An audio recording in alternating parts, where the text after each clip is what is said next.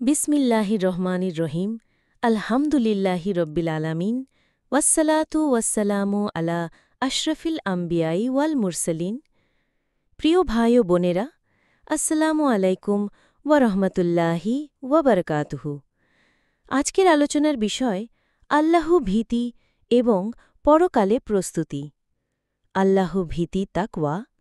আল্লাহ বলেন, হে মানবজাতি, তোমরা তোমাদের প্রতিপালককে ভয় করো, যিনি তোমাদের সৃষ্টি করেছেন একজন ব্যক্তি থেকে। সূরা নিসা ১। ভাই ও বোনেরা, এই দুনিয়া চিরস্থায়ী নয়। আমরা সবাই মরণশীল। প্রতিদিন জানাজার মাইক বাজে, কিন্তু আমরা ভাবি না আজকের জানাজাটা আমারও হতে পারে। দুনিয়া ক্ষণস্থায়ী, পরকাল চিরস্থায়ী।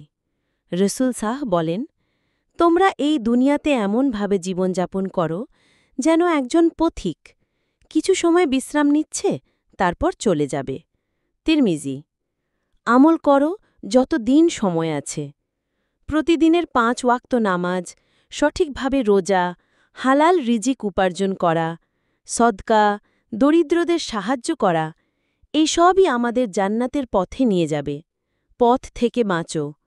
মিথ্যা বলা, ঘুষ খাওয়া, সুদে লেনদেন, অন্যের হক নষ্ট করা, এসব গুনাহের কাজ থেকে অবশ্যই বিরত থাকতে হবে। এসব কাজের জন্য কিয়ামতের দিন কঠিন হিসাব হবে। রসুলের জীবন অনুসরণ করো। রসুল সাদ ছিলেন সবচেয়ে দয়ালু, সবচেয়ে বিনয়ী এবং তাকওয়াবান। আমরা যদি তাকে অনুসরণ করি, আল্লাহ অবশ্যই আমাদের সফলতা দিবেন। তওবা করো, এখনই করো। আল্লাহ বলেন, হে আমার বান্দারা, যারা নিজের ওপর জুলম করেছ, তোমরা আল্লাহর রহমত থেকে নিরাশ হইও না। নিশ্চয়ই আল্লাহ সব গুনাহ ক্ষমা করেন। সূরা জুমার ৫৩। শেষ কথা, এই দুনিয়াটা পরীক্ষা এবং আমাদের গন্তব্য হল আখিরাত। আমরা যেন আমাদের জীবনের প্রতিটি দিন আল্লাহকে ভয় করে তার আদেশ মেনে চলি, তাহলেই ইনশাআল্লাহ জান্নাত আমাদের জন্য অপেক্ষা করবে।